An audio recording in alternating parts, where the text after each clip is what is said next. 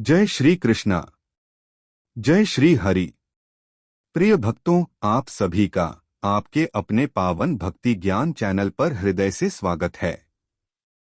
आज हमारा मन और प्राण दोनों ही सौभाग्यशाली हैं, क्योंकि हम प्रवेश करने जा रहे हैं उस अनंत पुण्य वाले महीने में, जिसे स्वयं भगवान श्री कृष्ण ने कहा, मासाना मार्गशीर्षोहम, अर्थात महीनों में मैं मार्गशीर्ष हूँ। भक्तों, मार्गशीर्ष का यह दिव्य महीना विष्णु भगवान का अत्यंत प्रिय है। इसी माह में किया गया जप, तप, पूजा, सेवा और कथा श्रवण सहस्र गुना अधिक फल देता है। और जो भक्त प्रतिदिन इन 17 पावन कथाओं का शुद्ध हृदय से श्रवण करता है, उस पर 33 कोटि देवी देवताओं की निरंतर कृपा बनी रहती है। घर में शांति आती है, मन में प्रेम जागता है और जीवन में भक्ति का प्रकाश फैल जाता है। तो आइए भक्तों, इन पवन कथाओं को सुनते हैं। पहली कथा, मार्गशीर्ष अगहन मास का महत्व। एक समय की बात है, पृथ्वी पर एक अत्यंत पवित्र जंगल था, जिसे लोग देववन कहते थे, क्योंकि वहां देवता, ऋषिमुनि और सिद्ध पुरुष अक्सर तपस्या करने आते थे। उसी वन में एक महान ऋषि रहते थे। उनका नाम था ऋषि देवदत्त। वे अत्यंत शांत, धीर, गंभीर और करुणामय स्वभाव के थे। उनकी उपस्थिति से ही वातावरण दिव्यता से भर जाता था। ऋषि देवदत्त के शिष्य भी अनेक थे, परंतु उनमें से एक शिष्य था सुदर्शन, जो अपने गुरु को सर्वस्व मानता था, पर उसका मन एक बात को लेकर हमेशा उलझा रहता। वह सोचता था, गुरुदेव, मैं रोज जप करता हूँ, पूजा करता हूँ, फिर भी मेरे जीवन में कष्ट क्यों हैं? सुख संपत्ति, वैभव और शांति क्यों नहीं आती? एक दिन सुदर्शन ने अपना मन खोलकर गुरु से पूछ ही लिया। गुरु का उत्तर, मार्गशीर्ष का रहस्य। ऋषि देवदत्त मुस्कुराए। उन्होंने सुदर्शन को पास बुलाया और एक शांत स्वर में बोले, वत्स सुदर्शन, भक्ति केवल जप करने का नाम नहीं, सही समय पर सही भाव से सही विधि को अपनाना भी उतना ही आवश्यक है। तो आज मैं तुझे एक ऐसा रहस्य बताऊंगा जिसे स्वयं भगवान श्री कृष्ण ने प्रकट किया है। एक ऐसा मास जिसमें की गई पूजा, दान, जप और कथा श्रवण मनुष्य के समस्त पापों को मिटा देता है। सुदर्शन ने आश्चर्य से पूछा, गुरुदेव, वह कौन सा महीना है? ऋषि ने उत्तर दिया, वत्स, वह महीना है मार्गशीर्ष मास, जिसे अगहन भी कहा जाता है। यह महीना भगवान श्रीहरि का ही स्वरूप है। भगवान श्री कृष्ण का वचन। गुरु ने आगे कहा, सुदर्शन, श्रीमद् भगवद गीता में स्वयं भगवान श्री कृष्ण ने कहा है, मासाना मार्गशीर्षोहम, अर्थात महीनों में मैं मार्गशीर्ष हूं। बताओ, जब भगवान स्वयं किसी चीज को अपना रूप कह दें, तो उसका महत्व कितना बड़ा होगा। सुदर्शन की आंखें श्रद्धा से भर गईं। मार्गशीर्ष मास क्यों विशेष है? गुरु बोले, वत्स, मार्गशीर्ष मास में जो दीप दान करता है, जो तुलसी की पूजा करता है, जो श्रीहरि का नाम जपता है, जो दान पुण्य करता है, जो कथा श्रवण करता है, उसे अनंत गुना अधिक फल मिलता है। इस माह में की गई हर शुभ क्रिया सहस्र गुना बढ़ जाती है। इसलिए कहा जाता है, मार्गशीर्ष मास सुख, सौभाग्य, धन, स्वास्थ्य और मोक्ष देने वाला है। सुदर्शन का परिवर्तन। अब सुदर्शन ने निश्चय किया कि वह पूरे मार्गशीर्ष माह में गुरुदेव के बताए नियम से पूजा अर्चना करेगा। प्रातःकाल वह ठंडे जल से स्नान करता, तुलसी दल लेता, श्रीहरि के चरणों में अर्पित करता और गाता, हरे कृष्ण कृष्ण कृष्ण हरे हरे, हरे राम राम राम हरे हरे। उसने दान किया, गरीबों की सेवा की और प्रतिदिन कथा श्रवण किया। धीरे धीरे उसका जीवन बदलने लगा। घर में शांति आने लगी, मन प्रसन्न रहने लगा, भाग्य चमकने लगा और धन संपत्ति का आगमन भी होने लगा। भगवान का आशीर्वाद। एक रात सुदर्शन को स्वप्न में श्रीहरि स्वयं दर्शन देकर बोले, वत्स, तूने मार्गशीर्ष मास में भक्ति और नियम का पालन किया है। तूने कर्म, वचन और मन से मेरा स्मरण किया है। इसलिए आज से तेरे घर से दरिद्रता जाएगी, तेरे जीवन में सुख आएगा और तेरा हृदय मेरी भक्ति से सदा प्रकाशित रहेगा। सुदर्शन की आंखें नम हो गईं। वह प्रभु के चरणों में गिर पड़ा। दूसरी कथा, लक्ष्मी नारायण व्रत की उत्पत्ति कथा। आज हम सुनेंगे मार्गशीर्ष मास की दूसरी अत्यंत पवित्र और कल्याणकारी कथा, लक्ष्मी नारायण व्रत की उत्पत्ति कथा। यह कथा इतनी दिव्य है कि जिसके श्रवण मात्र से ही मनुष्य के ऋण, रोग, दुख, दरिद्रता, कलह सबके सब समाप्त होने लगते हैं। लक्ष्मी और नारायण सृष्टि के पालनकर्ता और समृद्धि की अधिष्ठात्री, इन दोनों का संयुक्त व्रत मनुष्य को न केवल धन देता है बल्कि धर्म, बौद्धिक शांति, सौभाग्य और जीवन में स्थिर सुख भी प्रदान करता है। तो आइए भक्तों, भक्ति के दीप जलाएं, मन को श्रीहरि के चरणों में अर्पित करें और इस दिव्य कथा की ओर बढ़े। एक समय की बात है। सृष्टि की रचना के प्रारंभिक काल में वैभवपुर नाम का एक अत्यंत समृद्ध राज्य था। यह नगर सौंदर्य में स्वर्ग से कम नहीं था। मंदिरों की घंटियां हर समय बजती रहतीं, सड़कें स्वच्छ और सुव्यवस्थित थीं और लोग धर्म, दया और सत्य में रमे रहते थे।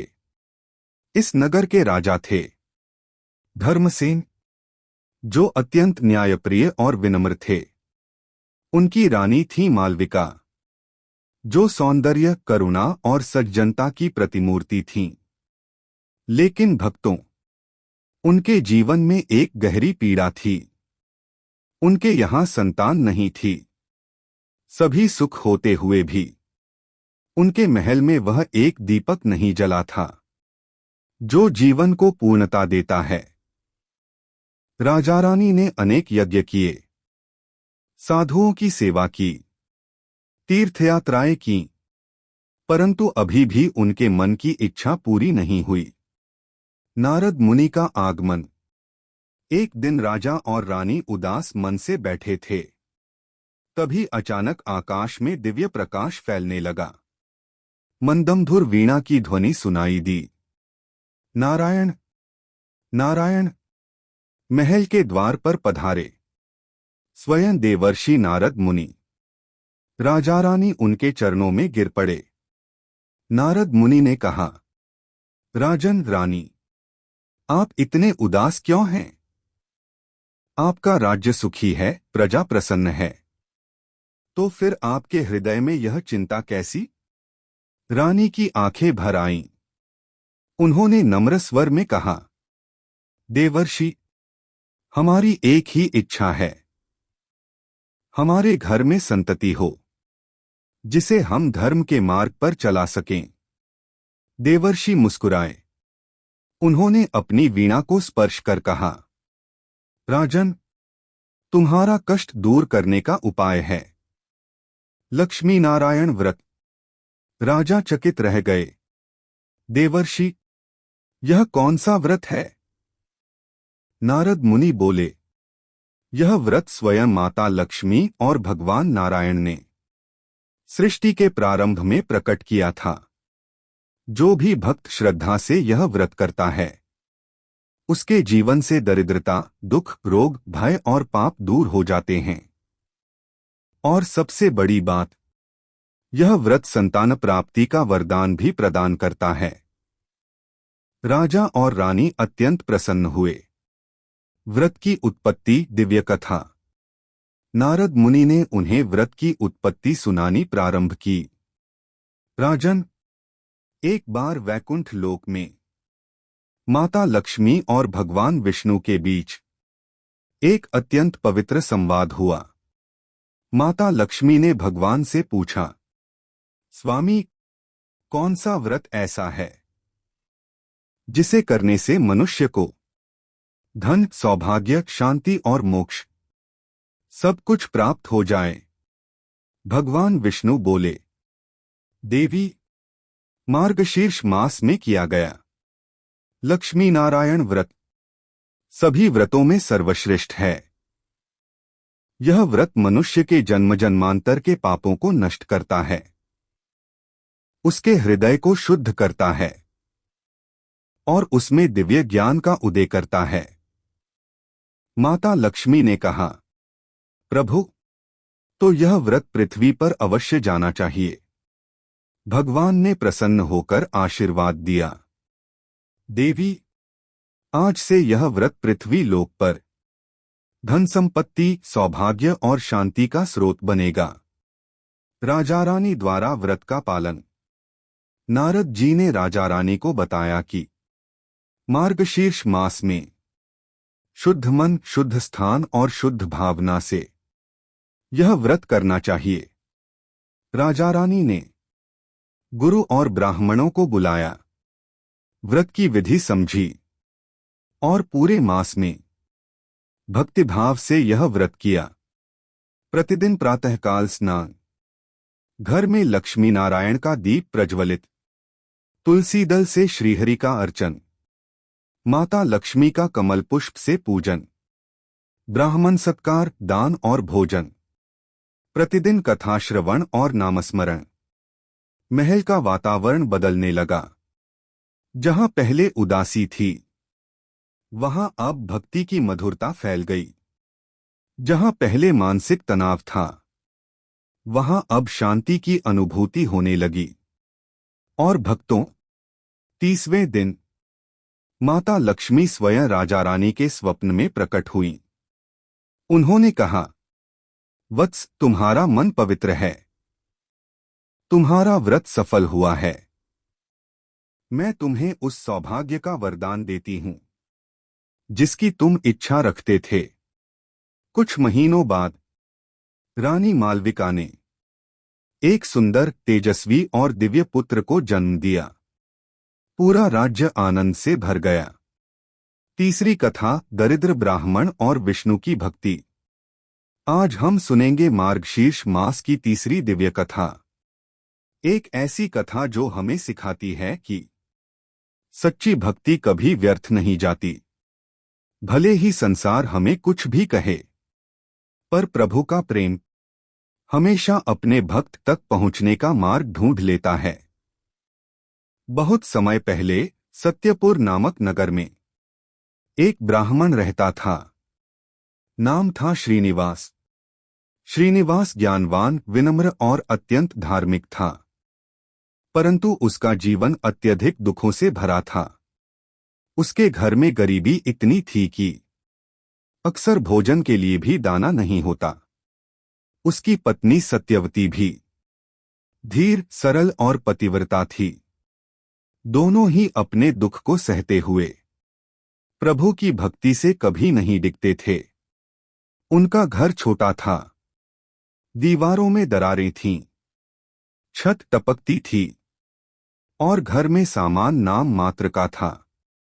लेकिन एक चीज थी जिसकी चमक कभी मंद नहीं पड़ी, और वह थी प्रभु के प्रति अटल भक्ति।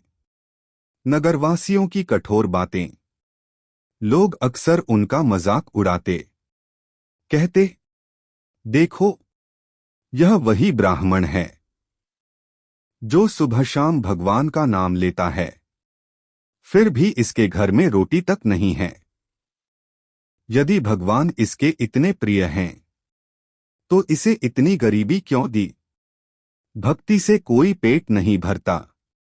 जब भी लोग ऐसी बातें करते, श्रीनिवास बिना उत्तर दिए मुस्कुरा देता और कहता, भगवान की लीला अनंत है।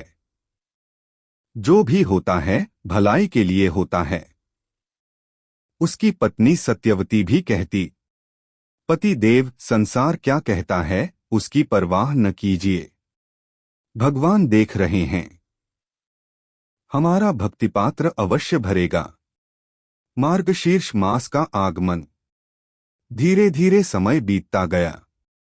फिर आया मार्गशीर्ष का पवित्र महीना, भगवान श्रीहरि का प्रिय मास। श्रीनिवास ने अपनी पत्नी से कहा, देवी इस मास को हम जैसे भी हो सके पूरी निष्ठा से मनाएंगे। भले ही हमारे पास पुष्प कम हो, भले ही भोजन साधारण हो, पर भावना शुद्ध होगी। सत्यवती प्रसन्न हो गई। दोनों ने घर की सफाई की, तुलसी के पौधे के सामने दीपक जलाया और प्रतिदिन हरि नाम का जप शुरू किया। हरे कृष्ण कृष्ण कृष्ण हरे हरे, हरे राम राम राम हरे हरे। गरीबी की चरम सीमा। लेकिन भक्तों, कभी कभी परीक्षा बहुत कठिन होती है। मार्गशीर्ष के चौथे दिन उनके घर में भोजन का एक कण भी न बचा। दीप जलाने के लिए घी नहीं और अर्पण करने को फूल तक नहीं थे। सत्यवती दुखी होकर बोली, प्रभु, क्या आज हम आपकी पूजा भी नहीं कर पाएंगे? श्रीनिवास ने उसकी ओर देखा। उसकी आंखों में आंसू थे, परंतु हृदय में अटूट विश्वास था। वह बोला, देवी, भगवान हमारे हृदय को देखते हैं, पुष्प और घी को नहीं। जो भक्त भक्ति से दीप जलाता है उसी में प्रभु का तेज चमकता है। दोनों बैठे और तुलसी के पौधे के सामने मन ही मन दीपक प्रज्वलित करने की कल्पना की। भगवान विष्णु की परीक्षा। उसी समय भगवान विष्णु वैकुंठ से यह सब देख रहे थे।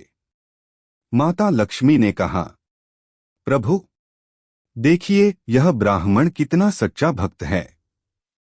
यह बिना संसाधनों के भी आपका ध्यान नहीं छोड़ रहा। क्या संसार का उपहास इसे नहीं सताता? भगवान विष्णु मुस्कुराए, देवी, जो भक्त सबसे कठिन समय में भी मुझे नहीं छोड़ता, मैं उसे कभी नहीं छोड़ता। आज मैं स्वयं जाकर उसकी परीक्षा लूंगा। उन्होंने अपना रूप बदल लिया और एक वृद्ध भिखारी के वेश में श्रीनिवास के दरवाजे पर पहुंचे। वृद्ध भिखारी का आगमन। दरवाजे पर हल्की दस्तक हुई। श्रीनिवास बाहर आया और देखा, एक वृद्ध रोगी कमजोर व्यक्ति कांपते हाथों से खड़ा था। भिखारी बोला, पुत्र, 3 दिन से भूखा हूं, कुछ खाने को मिल जाए। सत्यवती ने अपने पति की ओर देखा। घर में खाने को कुछ भी नहीं था। फिर भी श्रीनिवास बोला, बाबा, भोजन तो नहीं है, पर एक क्षण रुकिए, हम आपके लिए कुछ लाते हैं। सत्यवती ने अपना छोटा सा एकमात्र आभूषण, एक चांदी की पायल, उतारकर पति को दे दी। श्रीनिवास उसे बेचने गया। आटा, दाल और घी लाया और सबसे पहले उसी भिखारी को भोजन कराया। उस वृद्ध ने खाया। उसका चेहरा चमक उठा और वह बोला, वत्स, तुझे इसका फल अवश्य मिलेगा। कहकर वह अचानक विलीन हो गया। सत्यवती आश्चर्य से चीखा, प्रभु, यह क्या हुआ? भगवान विष्णु का वास्तविक रूप प्रकट। अचानक घर में दिव्य प्रकाश फैल गया। वही वृद्ध स्वरूप अब भगवान विष्णु के रूप में सामने खड़े थे। शंख, चक्र, गदा, पद्म उनके हाथों में चमक रहे थे। उनकी आंखों में करुणा का सागर था। वे बोले, वत्स श्रीनिवास, तुम्हारी भक्ति की परीक्षा लेने मैं स्वयं आया था। तुमने अपना सब कुछ त्याग कर मेरे स्वरूप को भोजन कराया। तुम्हारी भक्ति मुझे अत्यंत प्रिय लगी। आज से तुम्हारे घर में धन, अन्न, सुख, शांति और वैभव अखंड बना रहेगा। माता लक्ष्मी भी प्रकट हुई और बोली, देवी सत्यवती, तुम्हारी सादगी और सेवा ने मुझे प्रसन्न किया है। आज से तुम्हारा घर मेरे निवास का धाम है। श्रीनिवास और सत्यवती प्रभु के चरणों में गिर पड़े। भगवान के अंतर्धान होते ही पूरा घर बदल गया। टूटा घर सुंदर कुटिया में बदल गया। खाली बर्तन अन्न से भर गए। दीपक स्वयं चमकने लगा। गरीबी की जगह समृद्धि फैल गई। नगरवासी दौड़कर आए। उन्होंने देखा, जहां कभी दरिद्रता थी, अब वहां दिव्य वैभव चमक रहा था। सभी ने आश्चर्य से पूछा, यह कैसे हुआ? श्रीनिवास ने नम्रता से उत्तर दिया, यह भगवान विष्णु की कृपा है। जो भक्त कठिन समय में भी भक्ति नहीं छोड़ता, प्रभु उसे कभी नहीं छोड़ते। चौथी कथा, सत्संगी व्यापारी की समृद्धि कथा। बहुत समय पहले दक्षिण भारत में सत्यलोकपुर नाम का एक नगर था। यह नगर व्यापार में प्रसिद्ध था। राज्य में रेशम, मसाले, इत्र, सोना और कीमती पत्थरों का व्यापार होता था। सड़कों पर हर समय रौनक रहती।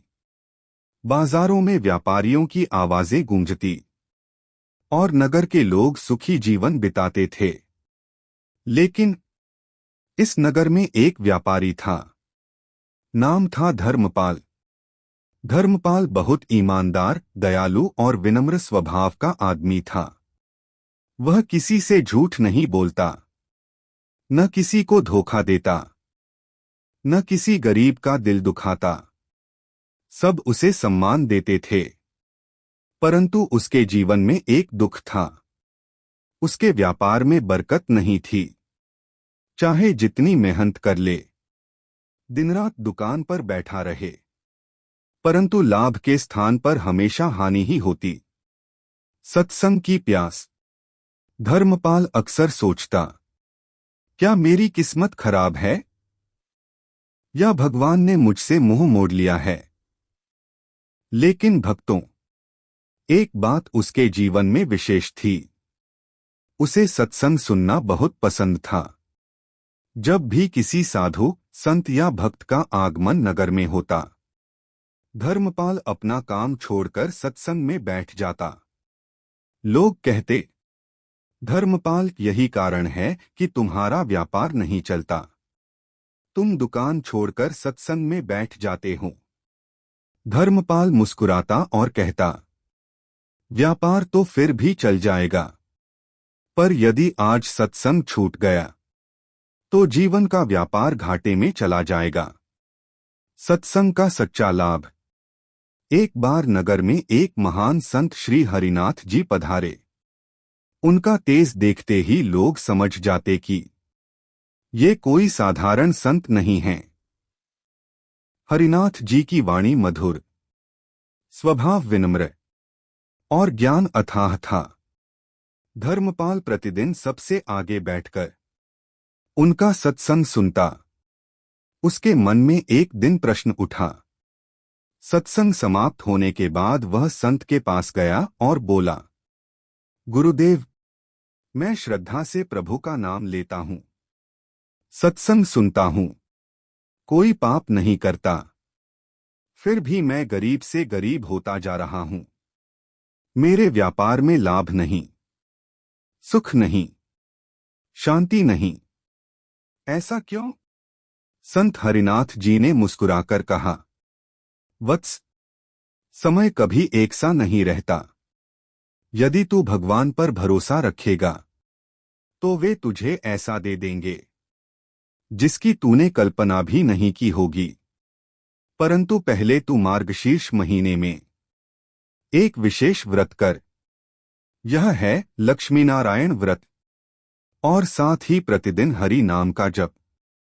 धर्मपाल ने तुरंत हामी भर दी। मार्गशीर्ष मास में व्यापारी का व्रत। मार्गशीर्ष का महीना शुरू हुआ।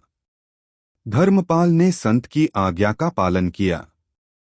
प्रतिदिन स्नान करके सीधे तुलसी के सामने बैठता, दीपक जलाता, श्रीहरि को जल, फल और पुष्प अर्पित करता, ओम नमो नारायणाय का 108 बार जप करता, ब्राह्मणों को भोजन कराता और शाम को सत्संग सुनने जाता।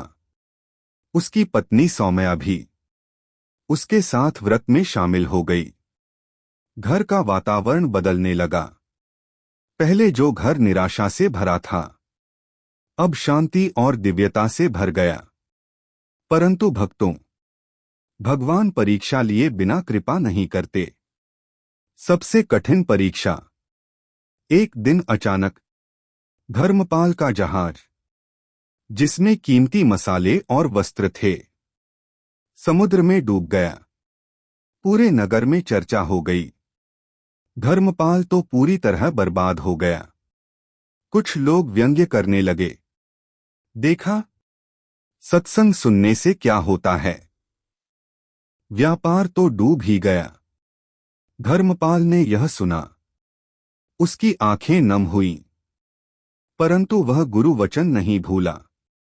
उसने घर जाकर दीपक जलाया और बोला, प्रभु, मैं समझ नहीं पा रहा कि यह क्यों हुआ, पर जो हुआ आपकी इच्छा से हुआ।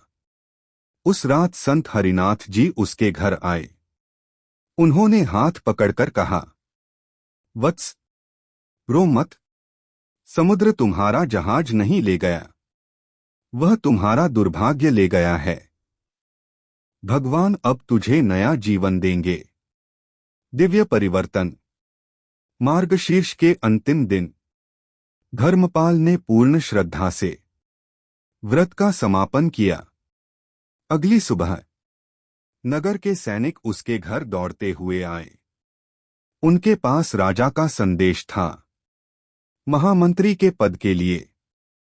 राजा एक ईमानदार और सत्संगी व्यक्ति चाह रहे थे। संत हरिनाथ जी ने आपका नाम सुझाया है। आपको तुरंत राजदरबार पहुंचना है। धर्मपाल आश्चर्यचकित रह गया। वह राजमहल पहुंचा। राजा ने कहा, धर्मपाल, मैंने तुम्हारी सत्यनिष्ठा, तुम्हारा चरित्र और लोगों में तुम्हारी प्रतिष्ठा के बारे में सुना है। आज से तुम हमारे महामंत्री हो। धर्मपाल रो पड़ा। वह बोला, राजन, मैं तो एक साधारण व्यापारी हूं। राजा ने मुस्कुराकर कहा, साधारण वह होता है जो सत्संग से दूर हो।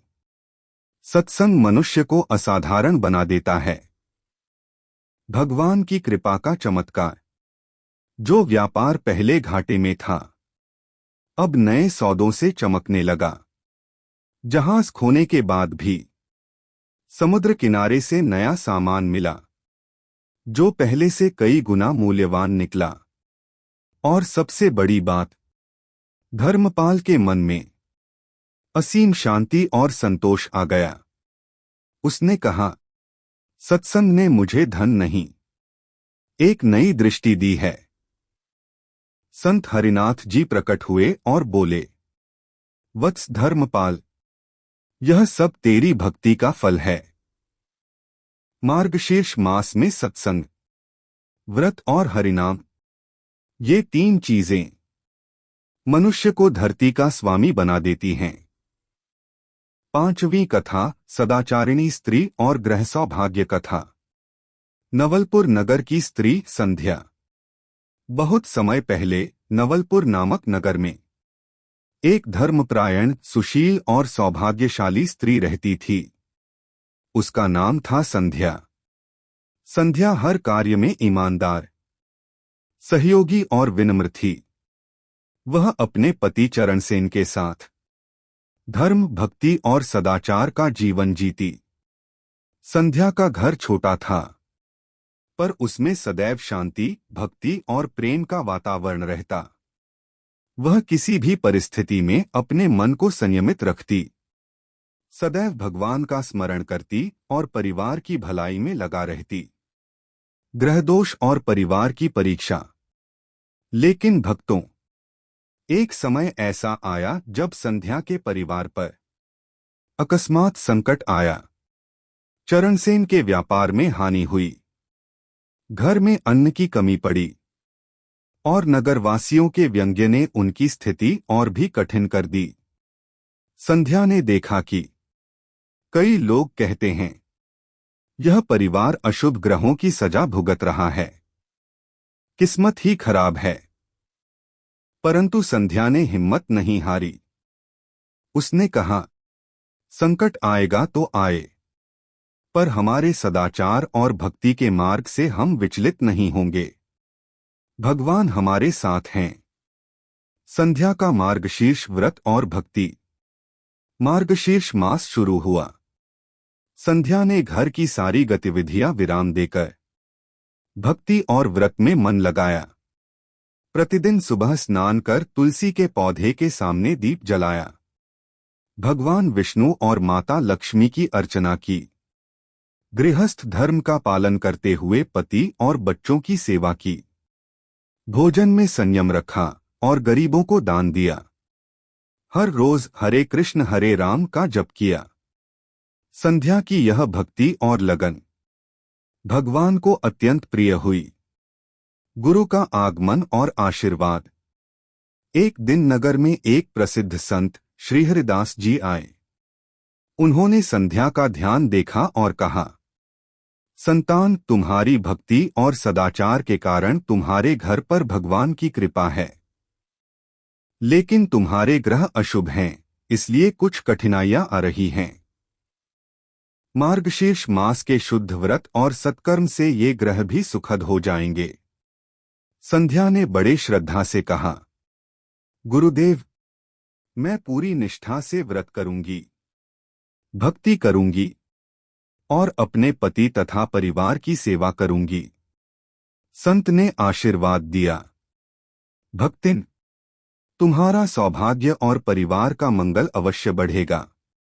भगवान स्वयं तुम्हारे घर की रक्षा करेंगे। संकटों का अंत और सौभाग्य का आगमन। कुछ ही दिनों में चमत्कार होने लगे। चरणसेन के व्यापार में लाभ आने लगा। घर में अन्न और धन की वृद्धि हुई।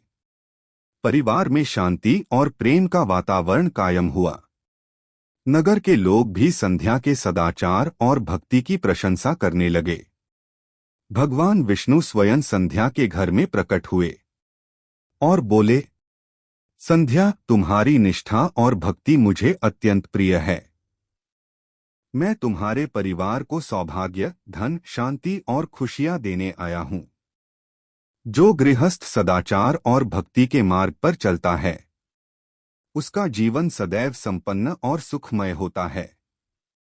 प्रिय भक्तों, इस कथा से हमें यह शिक्षा मिलती है, सदाचार और भक्ति से घर में सौभाग्य आता है। सच्चा भक्ति मार्ग विपत्ति में भी अडिग रहता है। ग्रहदोष और कठिनाइयां केवल परीक्षा हैं। सत्कर्म, व्रत और जप जीवन में स्थायी सुख और समृद्धि लाते हैं। मार्गशीर्ष मास में किया गया व्रत और सत्संग विशेष फल देता है। छठी कथा, तुलसी पूजन का फल। कथा गोकुलपुर की श्रद्धालु कन्या राधिका। बहुत समय पहले गोकुलपुर नामक नगर में एक नारी रहती थी, नाम था राधिका। राधिका बहुत धार्मिक, सत्कर्मिनी और दयालु थी। उसके घर में तुलसी का पौधा था। यह पौधा राधिका की सेवा और भक्ति का केंद्र था। राधिका प्रतिदिन सुबह स्नान करके तुलसी के पास दीप जलाती, तुलसी पर जल और पुष्प अर्पित करती, भगवान विष्णु के नाम का जप करती। और घर के सभी सदस्यों को सत्कर्म और भक्ति के मार्ग पर चलने का उपदेश देती। संकट और परीक्षा। लेकिन भक्तों, जीवन में परीक्षा अवश्य आती है। एक वर्ष नगर में अकाल और सूखा पड़ा। फसलें बर्बाद हो गईं। खाद्य सामग्री की भारी कमी हो गई। राधिका का घर भी प्रभावित हुआ। कुछ लोग कहते, तुम्हारा घर तो छोटा है, तुलसी है, पूजा है, फिर भी यह दुर्भाग्य क्यों? पर राधिका ने हिम्मत नहीं हारी। उसने कहा, तुलसी और भगवान के बिना घर में शांति नहीं। भले ही भक्त सोमेश्वर। बहुत समय पहले सोमेश्वर नामक एक सज्जन ब्राह्मण गांव में रहते थे। सोमेश्वर अत्यंत धर्मप्रिय, सत्यनिष्ठ और सेवा भाव से पूर्ण थे। उनके घर में सभी लोग शांति और प्रेम से रहते थे। भक्तों, सोमेश्वर ने अपने परिवार के लिए प्रतिदिन भगवान विष्णु का पूजन किया। साथ ही उन्होंने मार्गशीर्ष मास में विशेष व्रत और दान किया। उनका कहना था, सच्ची भक्ति, दान और सेवा से परिवार में सौभाग्य बढ़ता है। कलह और विवाद से जीवन में अशांति आती है। कलह और संकट। एक दिन गांव में कुछ लोग छोटे मोटे विवादों और झगड़ों में उलझ गए। कुछ लोग सोमेश्वर के परिवार में भी कलह फैलाने की कोशिश करने लगे। पर भक्तों, सोमेश्वर ने संयम और बुद्धिमानी से काम लिया। उन्होंने कहा, हमारा जीवन भगवान की भक्ति, सेवा और सत्य पर आधारित होना चाहिए। कलह से हम केवल अपने सौभाग्य और शांति को खो देते हैं। सोमेश्वर ने पूरे परिवार को समझाया कि एक दूसरे का सम्मान करना चाहिए, सत्य और संयम के मार्ग पर चलना चाहिए, परस्पर कलह और झगड़े से बचना चाहिए। सौभाग्य वृद्धि का चमत्कार। मार्गशीर्ष मास में सोमेश्वर ने विशेष व्रत किया। प्रतिदिन तुलसी पूजन और दीपक जलाया। गरीबों और ब्राह्मणों को दान दिया। परिवार में प्रेम और सेवा भाव बनाए रखा। कलह और झगड़े से दूर रहने का नियम बनाया। भगवान विष्णु उनकी भक्ति से अत्यंत प्रसन्न हुए और दिव्य रूप से प्रकट होकर बोले, हे सोमेश्वर, तुम्हारी भक्ति, सेवा और दान से मैं अत्यंत प्रसन्न हूँ।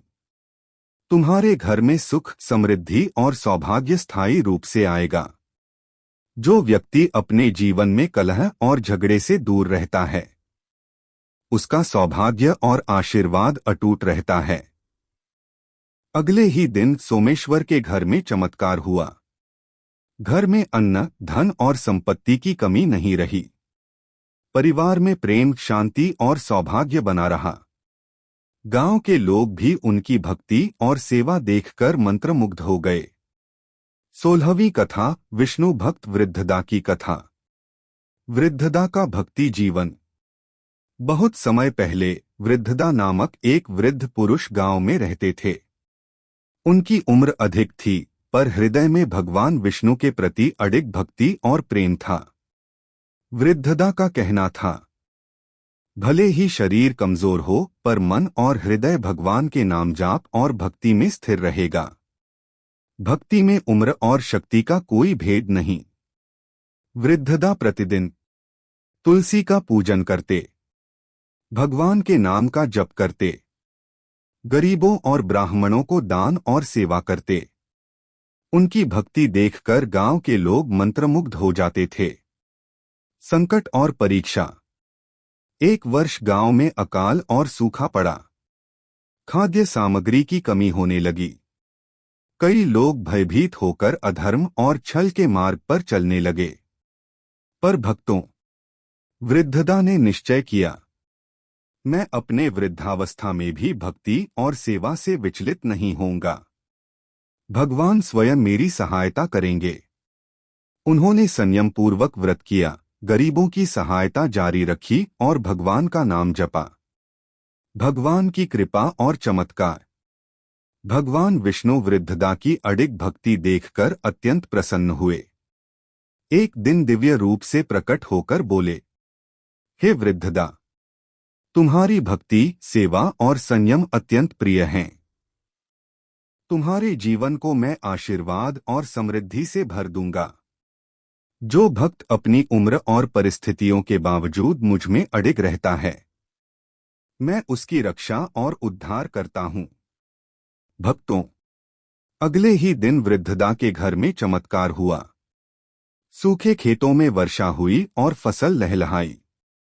घर में अन्न, धन और स्वास्थ्य बना। गांव के लोग वृद्धदा की भक्ति देखकर प्रेरित हुए। वृद्धदा ने भगवान के चरणों में हृदय से धन्यवाद किया। 17वीं कथा, मार्गशीर्ष मास के पुण्यफल। मार्गशीर्ष मास को भगवान विष्णु और सभी देवी देवताओं का अत्यंत प्रिय महीना माना गया है।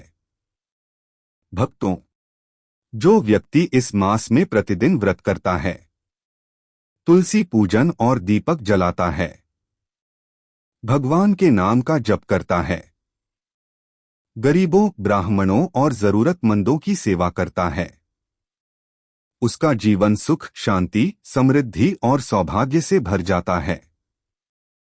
भगवान स्वयं कहते हैं, हे भक्त, जो मार्गशीर्ष मास में मेरी भक्ति करता है, उसका जीवन 33 कोटि देवी देवताओं की कृपा से पूर्ण होता है। उसके घर में लक्ष्मी का निवास होता है। वह संकट और विपत्ति से बचा रहता है और मोक्ष के मार्ग पर स्थिर होता है। व्रत और भक्ति का फल।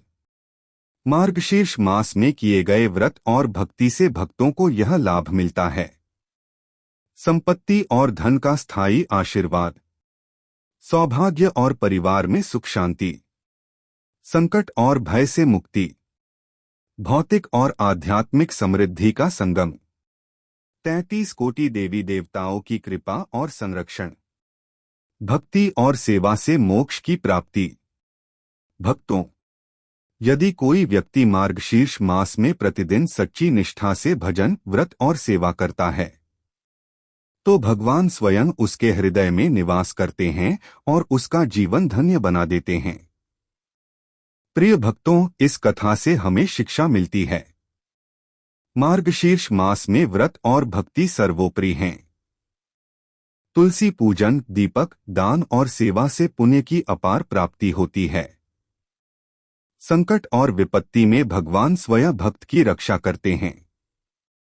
33 कोटि देवी देवताओं की कृपा मार्गशीर्ष मास की भक्ति से सुनिश्चित होती है।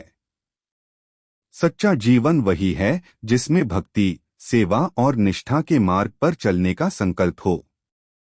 हे प्रभु श्रीहरि, हमें मार्गशीर्ष मास की भक्ति, सेवा और व्रत करने की शक्ति दें। हमारे जीवन में आपके आशीर्वाद और कृपा सदा बनी रहे। संकट और विपत्ति में भी हम आपके नाम जाप और सेवा में स्थिर रहें। हमें 33 कोटि देवी देवताओं की कृपा प्राप्त हो और जीवन धन्य हो। जय श्री हरि, जय श्री विष्णु, जय श्री लक्ष्मी नारायण, जय श्री कृष्णा।